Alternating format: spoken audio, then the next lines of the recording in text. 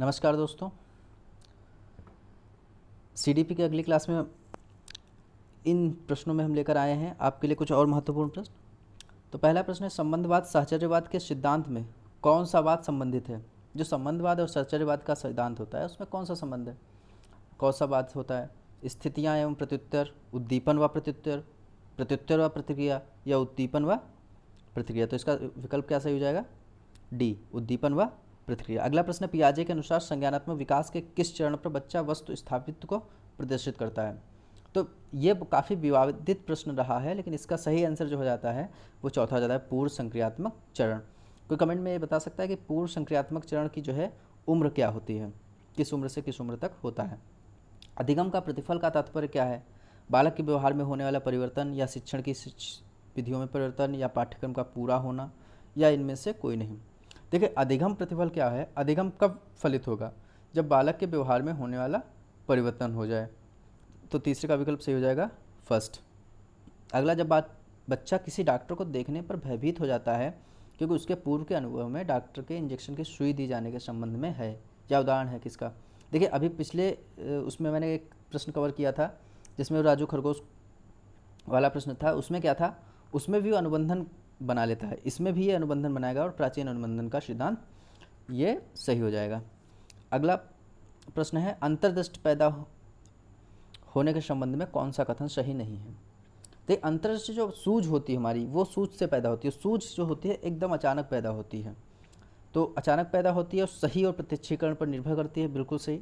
अंतर्दृष्टि जब पैदा होती है तब व्यक्ति किसी परिस्थितियों में विभिन्न अंगों के बीच संबंध देख लेता है, बिल्कुल।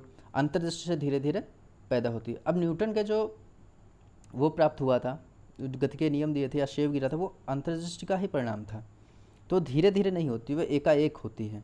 तो इसका ये विकल्प गलत हो जाएगा। अगला प्रश्न है, बीजों का अंकुरण संकल्पना के शिक्षण भी सबसे प्रभावी पद्धति है। किसे, विद्यार्थियों द्वारा पौधों के बीज बोना, या उनके अंकुरण के चरणों का अवलोकन करना, या शामपट पर चित्र बनाना या वर्णन करना, या बीज की वृद्धि की चित्र देखना, या विस्तृत व्याख्या करना।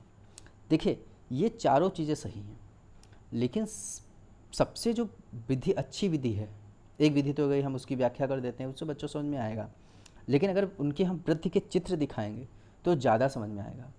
लेकिन अगर श्यामपट पर चित्र बनाएं और उसका वर्णन करें तो और ज़्यादा बच्चों को समझ में आएगा। लेकिन बच्चे सबसे अच्छे प्रभावित कब होंगे, जब बच्चे स्वयं बीज बोएं और उसके अंकुरण के प्रत्येक चरण का स्वयं अवलोकन करें, तब जो है बच्चों के अंदर वो ज़्यादा अच्छे से चीज़ों को समझ पाएंगे। इसलिए उसका पहला विकल्प सही हो जाएगा। कंप्यूटर पर यदि निरंतर अभ्यास नहीं करते हैं तो वह भूल जाते हैं, या किस सिद्धांत पर आधारित है। देखिए, हम कोई चीज़ अगर ये है प्रयास एवं त्रुटि का सिद्धांत, और प्रयास एवं त्रुटि का सिद्धांत किसने दिया है, थॉर्नडाइक ने। क्योंकि अगर हम कोई चीज़ निरंतर रूप से करते नहीं हैं, जिसमें था एक नियम है अभ्यास का नियम, अभ्यास का नियम। तो जब अगर हम अभ्यास नहीं करेंगे तो वो चीज़ हम भूल जाएंगे। तो इसलिए हमें क्या करना है, हमें निरंतर जो है अभ्यास करते रहना। इसका सही कौन सा हो जाएगा, 7 का 4। अगला प्रश्न है, मैं अपनी चाबियाँ मेरे टेलीफोन के पास खूंटी पर टांग देता हूँ तथा मैंने चाबी रखने की जगह बदल दी, फिर भी मैं चाबी लेने खूंटी के पास ही जाता हूँ। यह उदाहरण किसका है। देखिए, मैं कई बार बता चुका हूँ, इस तरीके के बहुत सारे प्रश्न आते हैं। तो उस सारे प्रश्नों का एक ही आंसर है, क्या, अनुबंधन का सिद्धांत। चलिए बताइए कमेंट में कि अनुबंधन का सिद्धांत किसने दिया था और किस उदाहरण उन्होंने क्या दिया था।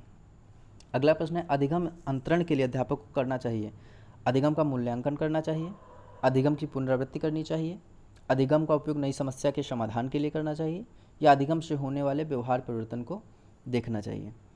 तो अधिगम का उपयोग नई समस्या समाधान के लिए करवाना चाहिए। अगला प्रश्न है, अध्यापन का अधिगम से क्या संबंध है। तो सीधा सा है, अध्यापन और अधिगम तो एक दूसरे के सहायक हैं, उनमें संबंध ना होने का तो सवाल ही नहीं उठता। दूसरों का अस्तित्व पहले के बिना नहीं है, ऐसा भी नहीं है। द्वितीय कारण है, पहला परिणाम है, ऐसा भी नहीं। तो पहला विकल्प सही हो जाएगा।